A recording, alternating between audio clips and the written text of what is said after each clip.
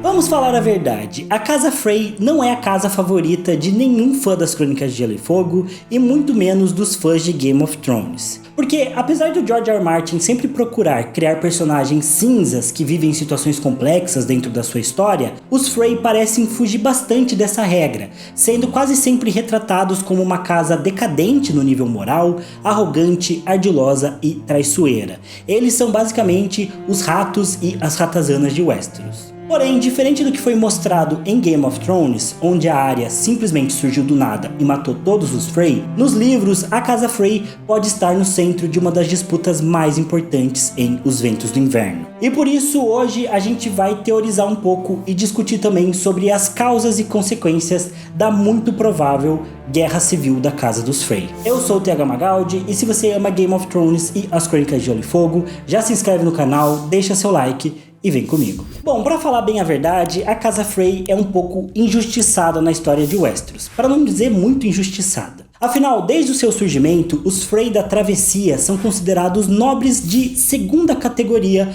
pelas outras casas de Westeros. E os motivos para isso acontecer não são muito sólidos. Os Frey surgiram há cerca de 600 anos, após o primeiro Lord Frey receber uma porção de terras e o direito de ter um castelo lá nas terras fluviais. Muito inteligente, ele entendia a posição estratégica representada pelo rio Tridente e resolveu construir uma ponte ligando as duas margens do grande rio. O primeiro Frey apenas iniciou a construção dessa fortaleza e dessa ponte, que foi terminada pelo seu neto, e posteriormente a fortaleza da família foi sendo expandida e melhorada até se tornar o que hoje a gente conhece como as Gêmeas. Duas grandes fortalezas que protegem a ponte, que servem como a principal rota de travessia entre os dois lados do rio Tridente. Com essa localização estratégica, os Frey passaram a cobrar pedágio pela travessia e logo se tornaram uma das casas mais ricas e prósperas de todo o reino. Mas essa ascensão rápida dos Frey pela inteligência financeira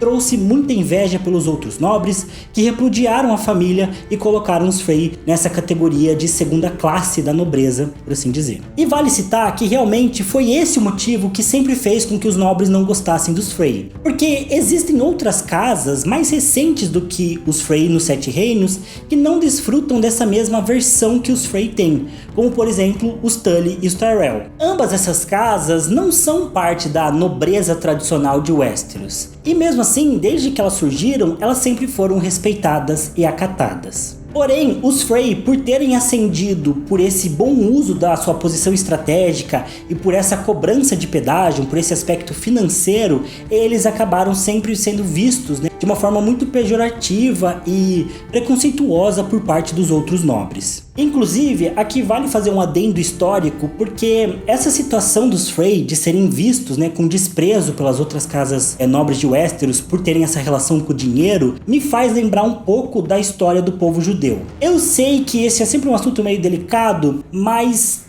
tem uma certa linha histórica que mostra que os judeus na Europa em especial, especialmente na época da Idade Média e também da Idade Moderna, sempre sofreram também com esse preconceito. Inclusive, até hoje, o maior estereótipo que existe em cima dos judeus é essa ideia de que eles são muito gananciosos, de que eles sempre trabalham com dinheiro, sempre estão tentando alguma forma de fazer negócios e enriquecer. E claro que isso é um enorme estereótipo, é um enorme preconceito que foi colocado sobre eles durante toda a história.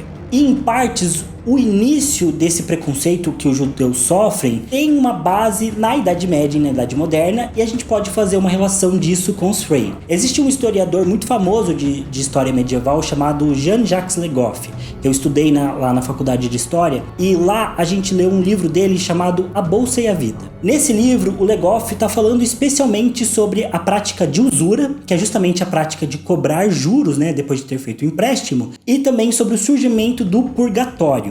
Sim, o purgatório, aquele lugar onde as almas penadas ficam esperando para ver se vão para o céu ou para o inferno. E o que essas coisas têm em comum? Porque basicamente na Idade Medieval, e aqui é claro, eu vou fazer um resumo da ideia que tem lá em A Bolsa e a Vida, na Idade Medieval a Igreja Católica de modo geral proibia a cobrança de juros. Então se você emprestasse um dinheiro, você tinha que pedir ele de volta só o que você emprestou, e não pedir com juros. Porém, dentro da Europa havia algumas comunidades, entre elas os judeus, que praticavam essa ideia de cobrar juros, né? E não ignoravam esse preceito, esse conceito aí da Igreja Católica, que considerava a cobrança de juros, a usura, até um pecado. E a verdade é que o tempo foi passando e essas comunidades que cobravam juros quando faziam algum tipo de empréstimo enriqueceram muito. E conforme o cristianismo ia se espalhando por meio desses grupos e dessas comunidades também, acontecia muitas vezes o dono dessa fortuna que aconteceu por conta dos juros falecer. E a família desse homem, em geral era um homem, acabar se convertendo ao catolicismo e querer saber e perguntar para os padres o que teria acontecido com a pessoa que era da família deles e que era um usurário, que cobrava juros. E a Igreja Católica, muitas vezes percebendo uma oportunidade de ganhar uma graninha, basicamente criou esse conceito do purgatório, que era uma espécie de ambiente para onde iam as almas dos mortos que tinham cometido pecados menores, como no caso a usura. E aí, se a família desse morto, desse usurário, desse parte da herança dele, parte do dinheiro que ele acumulou cometendo esse pecado da usura, ele poderia finalmente ir para o céu, porque até então, naquele momento, a alma dele estaria no purgatório, esperando justamente que a família, de alguma forma, compensasse, né, os pecados que ele cometeu em vida, doando parte do dinheiro que ele arrecadou, entre aspas, ilegalmente. Enfim, é claro que o conceito, né, que o Jacques Legoff traz na Bolsa Vida é muito mais complexo e vale muito a pena que vocês vão lá, leiam e entendam melhor as ideias que ele traz, né? Aqui eu tô fazendo um rápido resumo, porque o meu ponto aqui é que, da mesma forma que os Frey também sofrem muito preconceito pelos outros nobres de Westeros por terem feito sua fortuna cobrando pedágio, parece que a comunidade judaica também sempre sofreu bastante isso, né? Por eles cobrarem juros quando isso não era bem visto pela igreja, e por eles serem bons negociadores ali no começo da história deles, isso fez com que os outros grupos vissem a ascensão dos judeus como algo errado e algo que tornava eles ricos de segunda classe e por aí vai, né? Então, mais um exemplo de como as questões que são tratadas nas crônicas têm sempre uma base no mundo real. Não sei dizer se é uma relação direta que o George R. R. Martin faz aqui com os Frey, mas é algo que vale a ser analisado e discutido. Mas enfim, de qualquer jeito, dentro da sua história, os Frey seguiram repudiados séculos após séculos, mesmo com eles se provando muitas vezes como nobres que seguiam os preceitos que eram reconhecidos ali pelas outras casas de Westeros, e muitas vezes eles se provando muito úteis para o reino. Por exemplo, os Frey foram uma casa que rapidamente apoiou o Aegon, o Conquistador, na luta contra Harrenhal, de Harrenhal, o rei das ilhas e dos rios, e depois os Frey rapidamente juraram fidelidade também aos Tully, sem ter nenhum problema nessa época em relação à lealdade deles. Eles atenderam ao chamado do Aegon e depois aceitaram os Tully muito facilmente. Ou mesmo tantos anos depois, durante a Dança dos Dragões, quando os Frey se aliaram aos negros da rainha Rhaenyra Targaryen e participaram de algumas batalhas importantes, como a Batalha da Margem do Lago. Foi só durante a rebelião de Robert que os Frey se demoraram para ir em defesa dos seus aliados. E isso só aconteceu porque durante décadas o Lord Walder Frey sofreu inúmeras desfeitas dos outros lords. O Tywin Lannister, por exemplo, com apenas 10 anos de idade, já se posicionava publicamente contra a ideia do seu pai permitir o casamento da irmã do Tywin, a Jaina Lannister, com um Frey. E pior ainda, o Lord Huster Tully, suzerano dos Frey, não aceitou casar o seu filho Edmure com uma Frey quando foi proposto para ele. E numa desfeita completamente gratuita, o Lord Jon Arryn também negou aceitar um Frey como seu protegido lá no Ninho da Águia. E nenhuma dessas desfeitas teve um bom motivo, além do preconceito histórico que os Frey sempre sofreram das outras casas. Por isso, quando a rebelião de Robert começou, o Lord Walder Frey não apoiou os Tully imediatamente na rebelião anti-Targaryen, até perceber que a vitória estava garantida pro lado do Robert, pro lado dos Tully e pro lado dos rebeldes. E por mais que o Lord Frey sofra chacota por ter feito isso até hoje, vale mencionar que os Lannisters fizeram exatamente a mesma coisa e ainda jogaram muito mais sujo, porque eles se fizeram de aliados para que o Aerys abrisse os portões e então saquearam brutalmente Porto Real, incluindo os abusos de violência que foram feitos contra Elia Martell e seus filhos, tudo para se provar bons aliados para o Robert. Mas a verdade é que eles também esperaram ter uma definição na guerra para escolher um lado. Porém, essa demora em se aliar aos vencedores da rebelião do Robert tornou a reputação dos Frey ainda pior e deixou o Lord Walder Frey ainda mais ressentido. Por isso, quando o Robb Stark se comprometeu em casar com uma das Frey e depois descumpriu isso, foi a gota d'água para a família. Você pode achar o casamento vermelho desleal, mas como tudo que o Martin cria na história dele, existiu um motivo para os Frey agirem dessa forma. Parece que o Lord Walder Frey simplesmente aceitou ser o monstro que todos pensavam que ele era. E se a gente pensar por esse ângulo, aquela minha afirmação no começo do vídeo sobre os Frey não serem personagens cinza, fica até meio questionável aqui, né? Talvez eles sejam mais cinzas do que muitas vezes a história demonstra. E a verdade é que, pelo menos no caso do casamento vermelho, o crime compensou.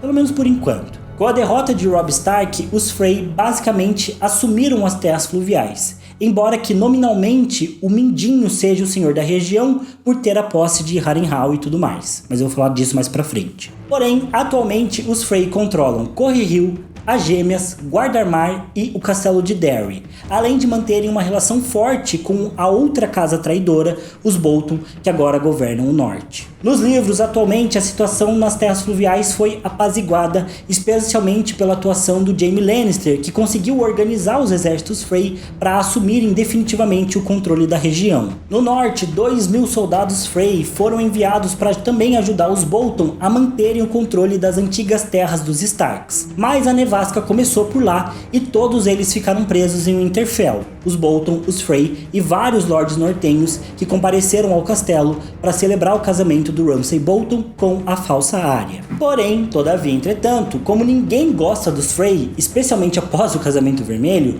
os lordes nortenhos ficaram bem insatisfeitos com a presença deles lá no castelo, e isso foi gerando alguns tumultos, discussões e até mesmo brigas e mortes. Por isso, sabendo do avanço das forças do Stannis que estava chegando em Winterfell tentando cercar o castelo, o Roose Bolton toma uma decisão e envia os soldados Frey numa vanguarda para tentar pegar o Stannis de surpresa e acabar com a ameaça dele. Essa luta entre o Stannis e os Frey é chamada pelos fãs de Batalha no Gelo e deve abrir o 6º livro das Crônicas, e eu já falei sobre ela num vídeo que vai estar aqui no card para vocês conferirem. Enfim, embora esse conflito contra o Stannis seja iminente, a verdade é que os Frey têm vários outros problemas para se concentrar em Os Ventos do Inverno. Problemas tão grandes que podem levar a família a uma guerra civil completa. Isso porque o Lord Walder Frey era muito bom em fazer filhos.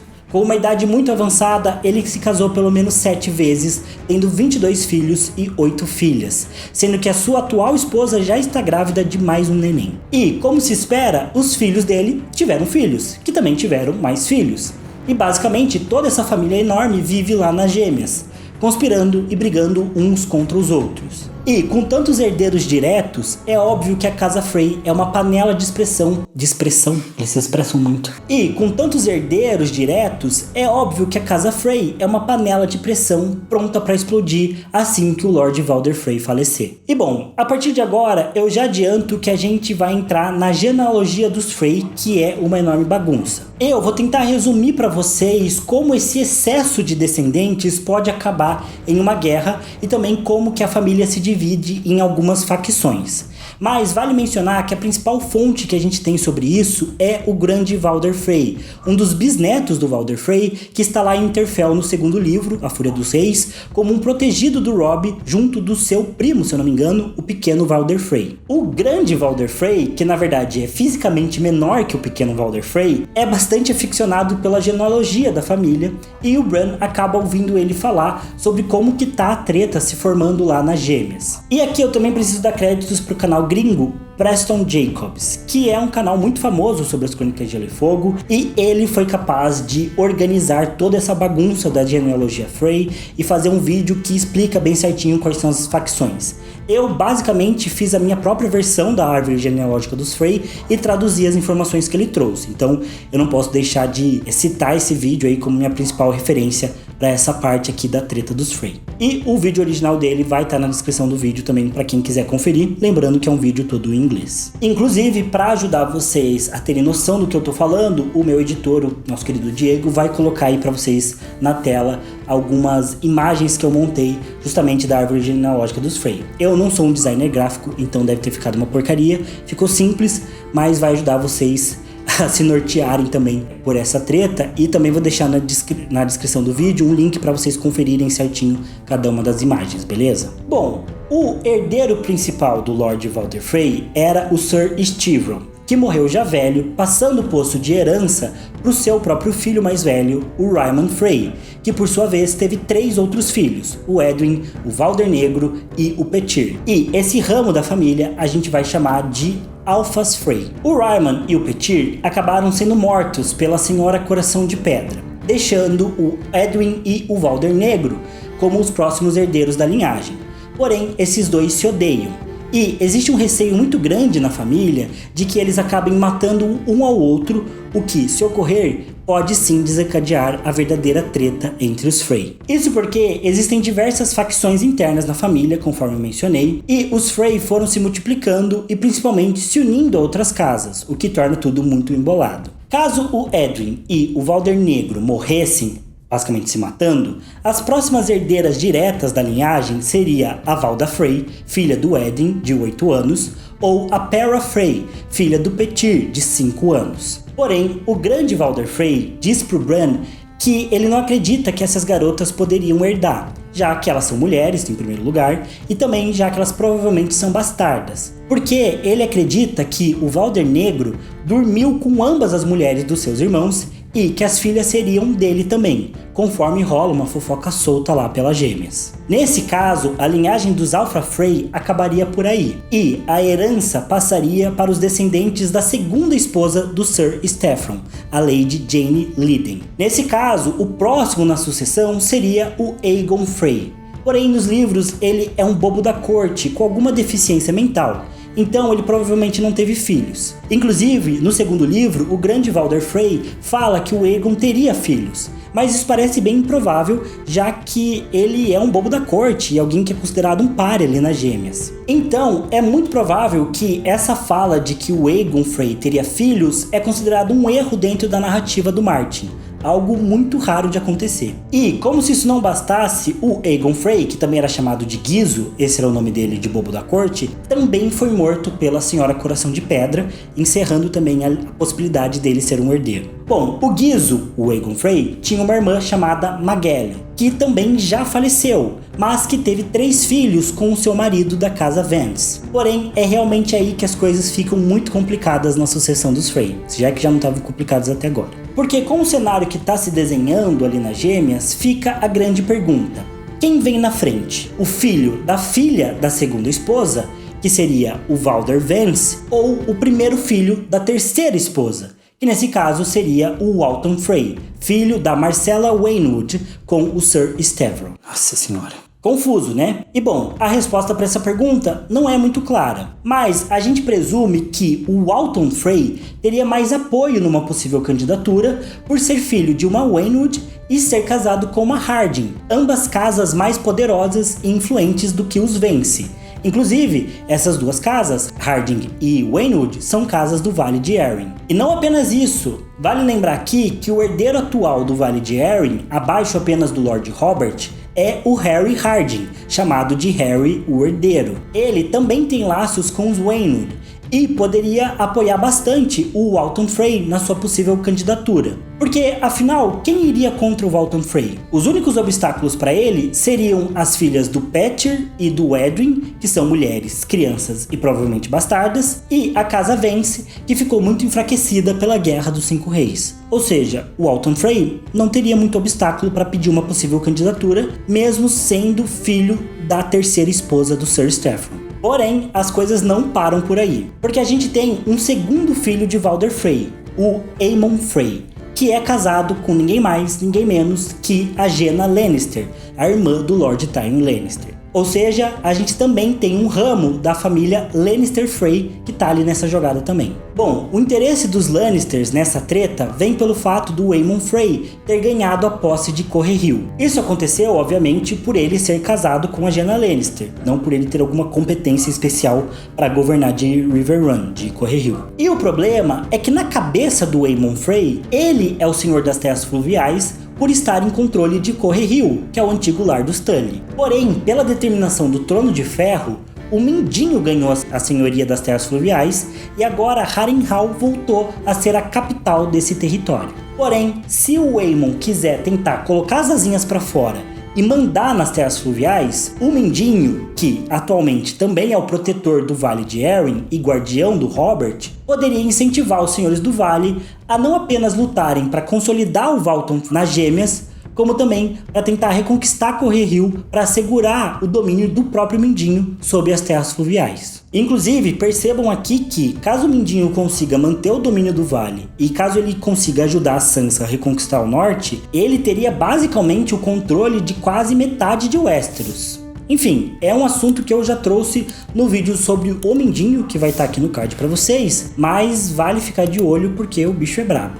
Enfim, além de uma possível disputa entre o Aemon Frey e o Mindinho, também existe uma disputa interna em Correrio. Isso porque o antigo Lorde de Correrio, o Edmure Tully, se casou no Casamento Vermelho. Vamos lembrar que o Casamento Vermelho teve um casamento. E foi dele com a Roslyn Frey, filha do Valder Frey, com a sua sexta esposa, a senhora Bethany Hosby. E a Roslyn tá grávida do Edmure, ou seja, tecnicamente o filho dele seria um Tully Frey Hosby, que tecnicamente seria o herdeiro legítimo de Correrio, já que o Edmure é o herdeiro legítimo atualmente, sendo ele filho do falecido Lord Hoster Tully. Ou seja, o domínio do Aemon sobre Correrio sempre seria ameaçado pelo filho de Edmure. Além disso, o filho de Edmure e Roslyn provavelmente também contaria com o apoio do Oliver e do Pelwyn, ambos irmãos de Roslyn que foram protegidos do Robb Stark durante a sua campanha no norte. Tanto que esses dois garotos não participaram do Casamento Vermelho porque os outros Frey não confiavam neles. E, se você acha que acabou, pera lá, meu amigo, você está muito enganado. Porque a Jaina Lannister, esposa do Aemon, entende que sempre vai existir essas complicações para que os seus próprios filhos um dia sejam herdeiros de Correrio. Como vocês podem ver no gráfico dos Lannisters Frey, a Jaina e o Aemon tiveram 4 filhos, sendo que 2 desses filhos já faleceram, incluindo seu primogênito, o Cleos. Porém, o Cleos também deixou 2 filhos, o Tywin e o William. Tecnicamente, agora que o Aemon possui o domínio de Correrio, quando ele morresse, o castelo passaria para o Tywin, que teria que disputar a legitimidade com o futuro filho do Edmure Tully e da Roslyn. Porém, o segundo neto de Jaina, o William, não ficaria de mãos abanando. Afinal, com o fim da Guerra dos 5 Reis, os Lannisters também tomaram a posse das terras da Casa de Darry, que foi oferecida para o filho do Sir Kevan Lannister, outro irmão da Jaina e do Tywin Lannister. E, para quem não lembra, esse filho do Kevan Lannister é o Lancel, justamente o primo da Cersei, com quem ela sempre traiu o Jaime, e foi esse rapaz que ela usou para embebedar o Robert enquanto ele caçava o javali, o que ajudou diretamente na morte do rei. Nesse contexto, o Lancel Lannister teria as posses da Casa Darry, mas como no 5º livro ele entrou para a fé militante, ele renunciou seus direitos à terra, e por isso as terras dos Darry passaria para o William Frey, primo do Lancel, neto, na verdade, da Jaina e do Aemon Frey. Porém, todavia, entretanto, mais uma vez, tem uma complicação, porque já tem gente morando lá no castelo de Darry, os Craekhal Frey. Os Craekhal Freys são os descendentes do Lord Frey com a sua terceira esposa, a já falecida Lady Amaray Craekhal, com quem ele teve nada mais nada menos do que 7 filhos, sendo que 3 deles já faleceram. E o foco tá num desses filhos falecidos deles, que é o Merryt Frey. Ele foi um homem infeliz e era considerado o Frey mais bêbado das Gêmeas. Porém, no início da sua vida, ele se casou com a Mariah Darry, muito antes dos seus infortúnios começarem. E desse casamento nasceram 4 filhos, 3 mulheres e um filho homem. Esses filhos eram a Amaray, chamada de Aemmy, a Valda Gorda, a Marissa e o pequeno Valder. Sim, o pequeno Valder que estava lá em Winterfell com Bran. De todos esses filhos, acabou que a Aemmy se tornou a herdeira de Darry. E por isso, o Sir Kevan Lannister arranjou um casamento dela com o Lancel Lannister, para assegurar que os Lannisters tivessem um controle maior das terras de Darry. Porém, conforme já mencionei, o Lancel nunca consumou o casamento e optou por renunciar a essas terras e também renunciar a sua esposa para se manter devoto da fé do Sete. Por isso, tecnicamente, a Aemmy tem o direito do castelo de Darry, já que a mãe dela era uma Darry e ela é a filha mais velha. Porém, pelo lado dos Lannisters, após o Lancel recusar o castelo, para eles a posse teria que passar para um parente mais próximo do Lancel, que nesse caso seria o Willem, conforme eu já comentei aqui. Porém, quando o Jaime, durante o quarto livro, vai até o castelo de Derry, ele vê que a Amy tá lá cercada por pelo menos outros 20 membros da casa Frey, desse ramo dos Crackhouse Frey, incluindo seus tios, primos, mãe e irmãs. E o que acontece é que entre esses Frey que estão lá com a Amy em Derry, estão os seus primos Sandor e Cynthia, que, por parte de mãe, também são da casa Waynwood, uma casa do vale, como eu já mencionei aqui. E ambos estão inclusive vivendo entre os Waynwood, como escudeiro e dama de companhia. Além disso, outro primo da Amy também tá por lá, o Harold Frey, que é casado com a Ruella Royce, outra casa do vale, bastante próxima dos Harding. E o ponto disso tudo é que, caso os senhores do vale queiram interferir nas terras fluviais, independente do motivo, seja para assegurar o poder do Mindinho como senhor da região, seja para colocar o Walton Frey no controle das gêmeas, seja para ajudar a Emery Frey a manter as terras de Derry, ou para devolver Correhill ao filho do Edmund e da Roslyn Hosby, parece muito claro que existiria uma aliança de facções dos Frey formada pelos Crackhouse, Hosby e Waynwood, que se aliaria aos senhores do vale contra os Frey Alpha, os Linden Frey e os Lannisters Frey, colocando toda a casa numa grande guerra civil. Ou seja, aqui a gente está falando muito mais sobre uma nova grande guerra lá nas terras fluviais, que simplesmente começaria com base nessas subfacções dos Frey, mas que rapidamente envolveria os senhores do vale e também os próprios Lannisters. E, mais ainda, talvez essa guerra civil dos Frey também possa ser um forte indicativo de como o final da Sansa nos livros será muito diferente do que a gente viu na série. No final do quarto livro, o Mindinho afirma para Sansa que o seu plano é levar os senhores do vale para lutar no norte para Sansa poder reconquistar o Winterfell. Porém, essa situação de impasse com os Frey, que é completamente apresentada pra gente no quarto e no quinto livro, especialmente pela visão do Jaime Lannister, mostra que possivelmente a Sansa, na verdade, vai acabar voltando para as terras fluviais. Talvez o papel da Sansa nos livros não seja retomar o Winterfell como uma Stark, e sim de retomar o legado da sua família materna e ajudar o vale como um todo a reconquistar Correhill. E quando a gente pensa que a própria Catelyn Stark está vivendo lá nas terras fluviais como a Senhora Coração de Pedra, faz sentido pensar que a Sansa acabe indo parar por lá, talvez sendo responsável por ajudar a Catelyn a encerrar esse ciclo de vingança e encontrar finalmente alguma paz. Nesse caso, no norte, a gente só teria o Jon e o Rickon disputando o destino de Winterfell. Quem sabe com o possível filho da Jaime Westerling e do Robb, que ninguém sabe que existe, porque existem algumas teorias que falam que pode ter esse filho aí da Jaime Westerling, mas não tem nada confirmado. Inclusive, eu tenho um vídeo sobre isso, que também vai estar no card. Enfim, o futuro é incerto, mas faria muito sentido pro George R. R. Martin subverter a nossa expectativa e, ao invés de levar a Sansa pro norte, como o Mindinho prometeu, colocar ela mais uma vez nesse grande conflito que a gente deve ter nas terras fluviais. E, mais do que isso, essa guerra civil dos Frey é mais um exemplo de como os livros são infinitamente mais complexos do que a série. E o final das Crônicas de Gelo e Fogo deve ser realmente muito diferente do que aquele final que a gente viu em Game of Thrones. Mas é isso, pessoal. Eu peço perdão se ficou alguma informação meio difícil de entender, alguma informação ficou meio complicada. Essa questão das subfacções dos Frey é difícil mesmo de explicar. Eu espero que vocês tenham conseguido compreender. Mais uma vez, no link vai estar o vídeo original do Preston Jacobs, no qual ele também explica isso, e também as minhas ilustrações da árvore genealógica e das facções dos Frey, que apareceram aqui. Vai ter um link para vocês poderem conferir cada uma delas com calma e entenderem melhor aí como tá dividido essa treta dos Frey. Também não é confirmado que a gente vai ter essa guerra civil dos Frey no sexto livro, é uma teoria, mas quando você para pra olhar faz muito sentido e é muito provável que role sim, e deve ser aí uma boa parte de Os Ventos do Inverno. Enfim, mais uma vez, espero que vocês tenham gostado. Não se esqueçam de comentar dizendo o que vocês acham dessa treta. Eu vou estar sempre lendo tudo e respondendo o que eu puder. Também não se esqueçam de curtir esse vídeo, de se inscrever no canal se vocês não forem inscritos. E é isso. Obrigado por assistirem até aqui. Eu vejo vocês no próximo vídeo. Valeu, falou e até mais.